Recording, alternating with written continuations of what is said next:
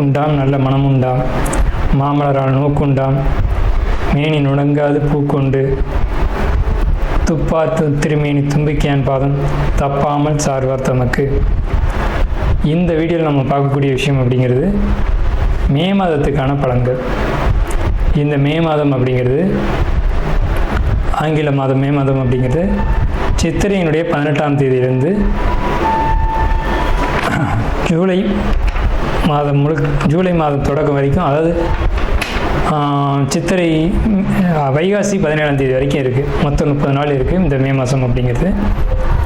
இந்த 30 நாளுக்குமான பலன்கள் அப்படிங்கிறது என்ன, 12 ராசிக்கும் அப்படிங்கிறத நம்ம பார்க்குறோம். முதல்ல இந்த சித்திரையினுடைய விசேஷங்கள் என்ன அப்படிங்கிறத பார்ப்போம். சித்திரை மாதம் அப்படிங்கிறது சித்ரா பௌர்ணமி அப்படிங்கிறது ரொம்ப தவிர்க்க முடியாத ஒரு விஷயம். சித்ரா பௌர்ணமி அப்படிங்கிறது சித்திரை 17 அன்று வருது. சித்திரை 17 அப்படின்னு எடுத்துக்கிட்டிங்கன்னா சித்திரை 18 வரைக்குமே பௌர்ணமி இருக்கும். சித்திரை 18 தான் மே மாதத்தினுடைய முதல் நாள். அப்போ இந்த மே மாதம் தொடங்கிறது சித்ரா பௌர்ணமியில் தான் தொடங்குது. ஸோ இந்த மே மாதம் மிகுந்த சிறப்பு வாய்ந்த மாதம் அப்படிங்கிறத நம்ம தெரிஞ்சுக்கணும். இந்த மாதத்தினுடைய கிரக நிலைகள் அப்படிங்கிறது ரொம்ப ரொம்ப ரொம்ப விசேஷமாக இருக்குது. என்ன விசேஷமாக இருக்குது அப்படின்னு கேட்டிங்கன்னா, மேஷத்தில் வழக்கம் போல் எல்லா சித்திரை மாதத்திலும் சூரியன் உச்சமாக தான் இருப்பார். ஆனால் இந்த வருடம் மட்டும் செவ்வாய் ஆட்சி பலம் கொண்டு அதே வீட்டில் இருக்கார். அதே மாதிரி ரிஷபத்தில் புதனும் சுக்கிரனும் 2 நட்பு கிரகங்களும் இணைஞ்சு ஒரு அற்புதமான ஒரு நிலையில், சிம்மத்தில் கேது, அடுத்த நிலையில் பார்த்திங்கன்னா மிதுனத்தில் குரு, அவர் இந்த மாதத்தில் கடகத்தை நோக்கி பயணிப்பார். அதே மாதிரி கும்பத்தில் ராகு, மீனத்தில் சனி. இந்த மாதிரியான விசேஷம் கொண்ட ஒரு கிரக அமைப்புகள் இந்த மே மாதத்தில் அமைஞ்சிருக்குது அப்படிங்கிறது 12 ராசிக்குமே ரொம்ப ரொம்ப ரொம்ப சிறப்பான பலன்களை கொடுக்க இருக்குது.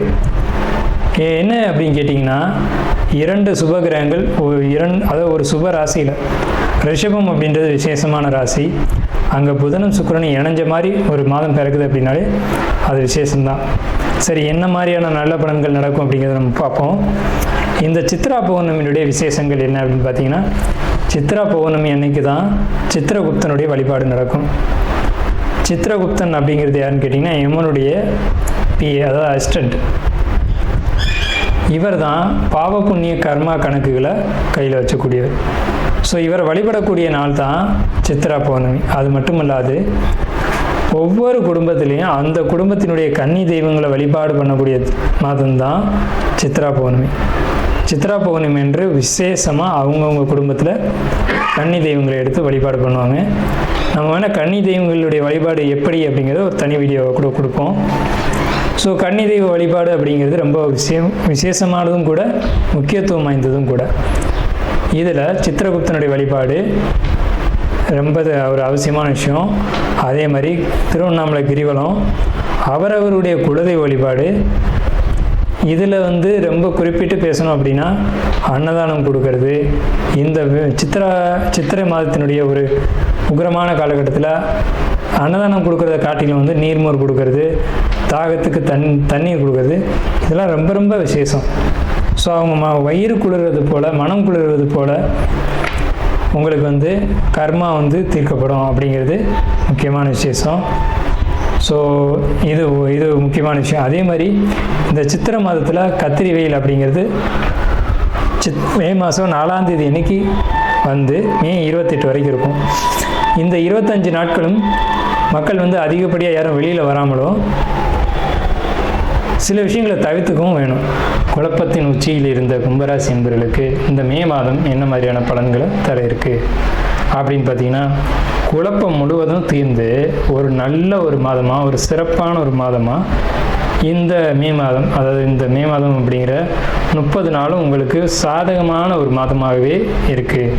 எப்படின்னு கேட்டிங்கன்னா, மனசுக்குள்ளே ஒரு நிம்மதி, ஒரு தெளிவு, ஒரு புத்துணர்ச்சி, ஒரு ஆக்டிவான ஒரு சூழ்நிலை இது உங்களுக்கு இருக்கும்.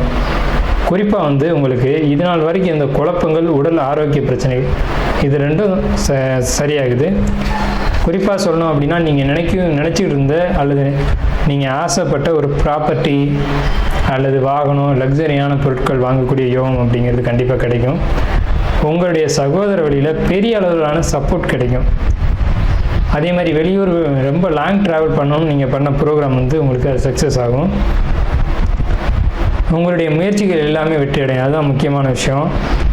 நீங்கள் செய்யக்கூடிய தொழில்னு பார்க்கும்போது கட்டுமான தொழில் அல்லது இயந்திரம் சம்மந்தப்பட்ட தொழில் அல்லது ஒரு சாதாரண ஒரு தினக்கூலியான ஒரு தொழில் இருந்தால் கூட அந்த தொழிலில் ஒரு நிம்மதி, அதன் மூலம் ஒரு லாபம், அதன் மூலம் ஒரு சேமிப்பு அப்படிங்கிறது இந்த காலகட்டத்தில் கிடைக்கும்.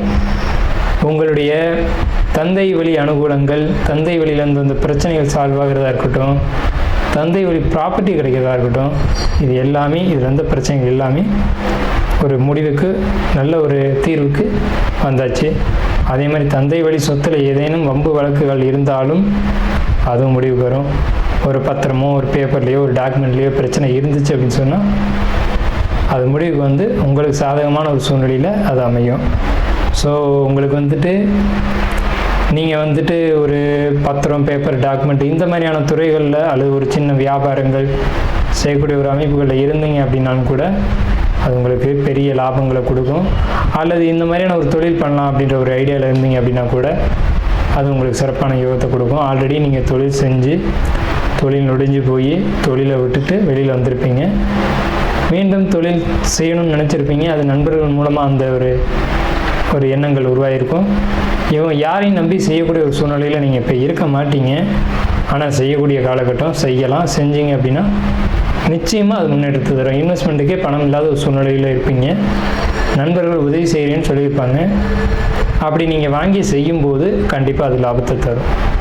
நண்பர்களை, குறிப்பாக நண்பர்களை இந்த மே மாத காலகட்டத்தில் நம்பலாம். அவங்க செய்யக்கூடிய உதவி நிச்சயமாக மனசார செய்வாங்க. அதன் மூலமாக வெற்றி கிடைக்கும். அதே மாதிரி சகோதர வழி உதவியும் கிடைக்கும். சகோதரனும் சகோதரியும் உங்களுக்கு மனசார வந்து இந்த மே மாதத்தில் சப்போர்ட் பண்ணுவாங்க, ஹெல்ப் பண்ணுவாங்க. அவங்களுடைய உதவியின் மூலமாக நீங்கள் வெற்றி அடையலாம். உடல் ஆரோக்கியத்தை பற்றி பேசணும். உடல் ஆரோக்கியத்தில் இதுக்கு முன்னாடி இருந்த பிரச்சனைகள், அதுக்காக நீங்கள் எடுத்துக்கிட்ட மருத்துவங்கள், இதனால் ஏற்பட்ட உடல் முன்னேற்றங்கள், இது இன்னும் நல்ல ஒரு நிலைக்கு உடல் வந்து ஆரோக்கியத்தை நோக்கி தான் போகுது. ஸோ உடலை பொறுத்த வரைக்கும் நீங்கள் பத்திரமா வச்சுக்கிறது ஒரு பக்கம், எப்படி இருந்தாலும் இந்த கிரக நிலைகளை தொட்டு பார்க்கும்போது உடல் ஹெல்த் வைஸ் ரொம்ப ஃபிட்டாக தான் இருக்கும்.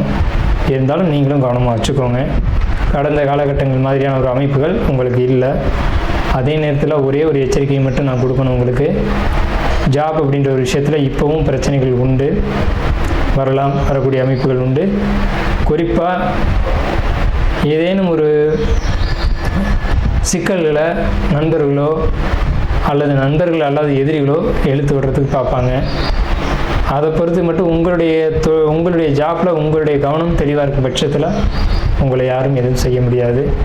அப்படி இல்லாமல் கொஞ்சம் கவனக்குறைவாக நீங்கள் இருந்தீங்க அப்படின்னா அதனால் பிரச்சனைகள் ஏற்படும். ஸோ ஜாப்பில் மட்டும் கவனமாக இருங்க. வேறு எந்த சிந்தனைகளும் வேண்டாம். நாம் இதுவரைக்கும் பார்த்த ராசி பலன்கள் எல்லாமே பொதுவான ராசி பலன்கள் தான், 12 ராசிக்குமே. அப்போது உங்களுடைய தனிப்பட்ட பிறப்பு ஜாதகம் அப்படிங்கிறது உங்கள் ஜாதகத்தில் தனிப்பட்ட பலன்களை கையில் வச்சுருக்கோம். உங்களுக்கு ஜோதிடம் சம்பந்தமான சந்தேகங்கள் இருந்தாலும் சரி, அல்லது ஜோதிடம் பார்க்கணும் அப்படின்ற எண்ணங்கள் இருந்தாலும் சரி, இல்லை ஜோதிடத்தில் சந்தேகம் இருக்குன்னு நீங்கள் நினச்சாலும் சரி, நம்ம நம்பர் வந்து கீழே ஸ்க்ரீனில் தெரியுது. அந்த நம்பருக்கு கான்டாக்ட் பண்ணி நீங்கள் எந்த நேரத்தில் வேணாலும் நம்மக்கிட்ட பேசலாம். இல்லை ஜாதகம் பார்க்கணும் அப்படின்னாலும் நீங்கள் அப்பாயின்மெண்ட் வாங்கிட்டு எப்போ வேணாலும் நம்மளை கான்டாக்ட் பண்ணி ஜாதகம் பார்த்துக்கலாம். நன்றியும் வாழ்த்துக்களும். வாழ்க வளமுடன்.